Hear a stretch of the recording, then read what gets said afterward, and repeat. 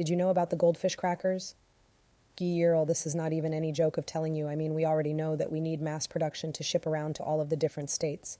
But when you go rogue on this stuff, it is not cool at all. Go ahead and take a look and come back at the end so we can discuss. Goldfish crackers are at the center of a lawsuit after mislabeling a preservative that's fermented from black mold. That same preservative shows up across multiple versions of this product. Every cracker your toddler eats contains mutilated cheese inflated 15 times beyond real cheddar. It begins as a white block, dyed orange with annatto. That block gets broken down in a lab, injected with enzymes until all that's left is powder. And yet the packaging claims no preservatives. That powder is bound with industrial oil and preserved with citric acid, fermented from black mold, then baked into your cracker. Totsi flagged 3 separate MSG systems with almost 2/3 of it processed. Scan what you're feeding your child. Download Totsi using the link in my bio.